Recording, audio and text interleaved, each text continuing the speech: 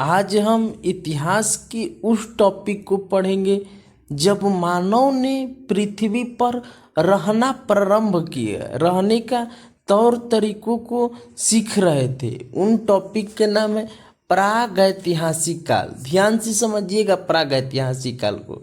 देखिए, प्रागैतिहासिक काल वह समय है जब मानव ने लिखना नहीं सीखा था। यानी कहने के मतलब प्रागैतिहासिक काल वे समय है, वे टाइम है जब मानव के अंदर न शिक्षा का कुछ भी विकास नहीं हुआ था। यानी शिक्षा के बारे में मानव के अंदर कुछ जानकारियाँ नहीं थी। जब जानकारियाँ नहीं थी तो वो लिख नहीं सकते थे, कुछ चीज़ों को उन्होंने वर्णन नहीं किए। तब हमें उस टाइम के बारे में जानकारियाँ कैसी प्राप्त हुई, अब यहाँ से देखिए। इसीलिए इस काल के बारे में जानकारी पुरातात्विक अवशेषों और अन्य साक्ष्यों से मिलते हैं। यानी कहने का मतलब उस समय की जानकारी हमें कहाँ से मिला? पुरातात्विक अवशेष और अन्य साक्ष्यों से।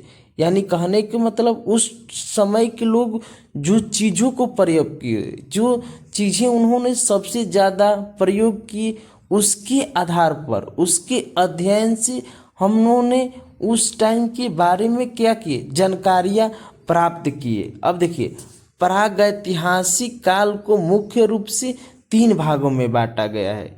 देखो, किसी भी चीज़ को समझना है ना तो उसके तोड़िए, एक एक वर्ड को जब खंडित करिएगा, तोड़िएगा ना तो उसका अर्थ अपने आप समझ में आ जाएगा।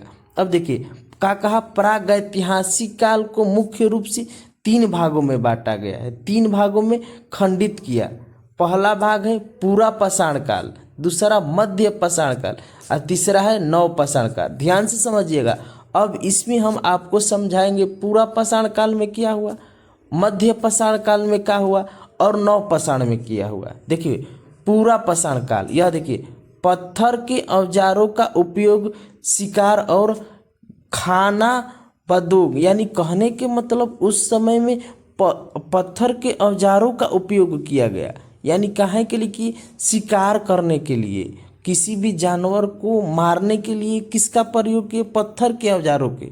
अब मध्य पाषाण काल में ध्यान से देखिए, मध्य पाषाण काल छोटे पत्थर के औजारों, शिकार और मछली पालन। यानी कहने के मतलब कि पत्थर को तो उन्होंने एक ढंग से, एक तरीका से प्रयोग करना सीखे और औजार बनाए, उसके बाद शिकार किए। अब देखिए, मछली पकड़ना, यानी कहने का मतलब कि उस टाइम में जब नदी नाले हुए करते थे, अभी भी नदी होते हैं, तो उसमें मछली जो बड़े हो जाती थी तो उनको उन्होंने क्या किया, पकड़कर अपने आहार के रूप में उन्होंने यूज करने लगे थे। यानी मछली भी पकड़ना कब हुआ? मध्य पाषाण काल में। अब देखिए, नव पाषाण काल, नव पाषाण काल को ध्यान से समझिए।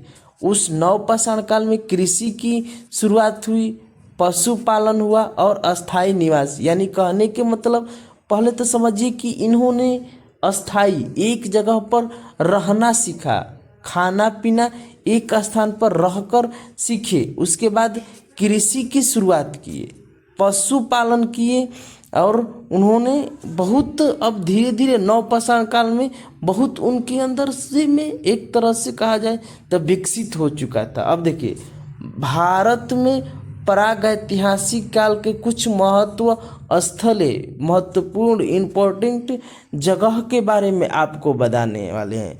जो पहला है भीमबेटका, दूसरा आदमगढ़, तीसरा हम्पी और मोहनजोदड़ो। देखो, आगे चलकर पढ़िएगा तो मोहनजोदड़ो एक तरह से पूरी तरह से विकसित सभ्यता थी। मोहनजोदड़ो के बारे में या हड़प्पा के बारे में ये बहुत हम एक गहराई से पढ़ाएंगे। इसमें लोगों ने बहुत हाईएस्ट तक से इनके अंदर एक तरह से विकसित हो सकी हुई थी।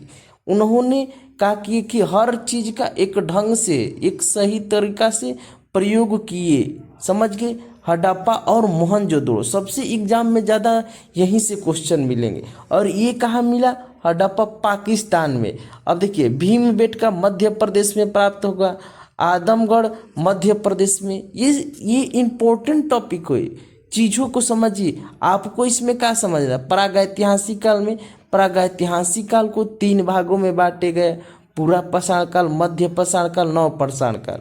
इसी समय में मनुष्यों के अंदर, इंसानों के अंदर कुछ विकसित हुई, 3 चरणों में विकसित हुए।